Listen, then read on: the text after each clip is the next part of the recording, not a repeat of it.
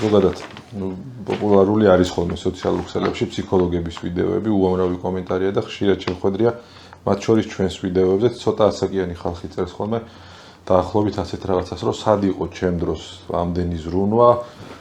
აბა მაშინ როგორ იზრდებოდნენ და მაგარი კითხვა. ეპოქებს შორის განსხვავება უნდა გავითვალისწინოთ. მაშინ იყო ძალიან როგორ ვთქვათ, სოციალური ეპოქა იყო. მე რაღაცა იტალიურ ეზოში გავიზარდე და ხა ჩემ აღზრდაში ალბათ მონაწილეობა მიიღო თელმა სამშაბათო. და იმ ხალხის ეს რაღაც ერთგვარი პროტესტი პრინციპში ლეგიტიმურიც არის, იმიტომ რომ ისინი ესე იყვნენ. კი, და მათ შემთხვევაში თემა ის იყო, რომ ეს მხარდაჭერა მოდიოდა ბევრი ადამიანისგან, ერთისგან, არ მარტო მშობლებისგან არ მოდიოდა. ანუ შეიძლება მშობელს არ ეცალა, მაგრამ შე რო იტირე, იქ მეზობელმა გაიგო, გამოვიდა, ამ გაყენან ჩაგეხუტა. და ჩემთვის არ აქვს პრინციპული მნიშვნელობა ვის მხარდაჭერა. მთავარია მე ხო წარმატებული გამოცდილება მქონდეს პრობლემის დაძლევის და ხა ნინო იზრუნებს თუ ნათელა არ არის განსხვავება ამაში ჩემთვის. მიხვდი? და ეხლა საკმაოდ ცივი ეპოქაა. მიხვდი? ეხლა ძალიან მაფრუსტრებელი ეპოქაა. ხომ არ ადამიანი ხო იგივე დარჩა? თუ რაღაც არ ვიტყვი რომ იგივე დარჩა. ადამიანის სოციალური განზომილება შეიცვალა. ეხლა აღარ ვართ ესე სოციალურები. აი ხა მაგალითად ჩემს ერთ მეზობელს ვიცნობ, ისიც ისე შორიდან.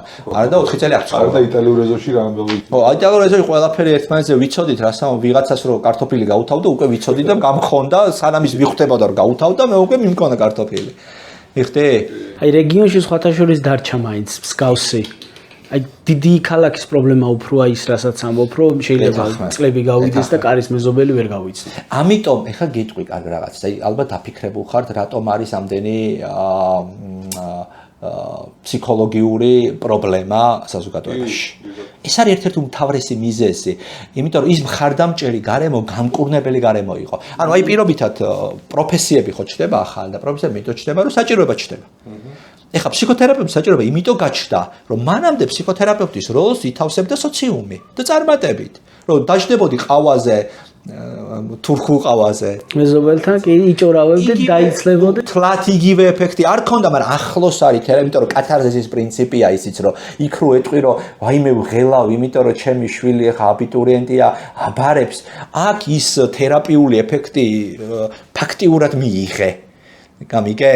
და შესაბამისად ჩვენ ამ რეჟიმში ვიყავით 24 საათი. ეხლა ვიღაც თერაპიაზე დაიწყო, ერთი დღე ხო და იქ ვირა 7 დღე გქონდა ეს. მიხვდი? დღე-ღამე არ ქონდა თან. ხო, თან არ ქონდა მნიშვნელობა დღე-ღამე. ეს ძალიან მნიშვნელოვანი ნიუანსი და დეტალია, რომ ეხლა ჩვენ შვილებს ბევრად დიდი მშობლებს ხარდაჭერაში რევა. ბევრად არჩევადრი. ბევრად აი ჩათვალეთ, რომ 100-ჯერ მეტი ჭირდება. და რომ აქ ცალკე თემა არის საფრთხეები სოციალური ქსელების. რომლისგანაც დაცვის ერთადერთი გარანტია, სხვა არანაირი გარანტია არ გვაქვს. ერთადერთი გარანტია არის მშობელს ქონდეს ბავშვთან აქტიური კონტაქტი. და რომ ფაქტიურად ძალიან დიდი რისკის წინაშე ვდგავართ, რომ შვილები წაგვართვა სოციალურ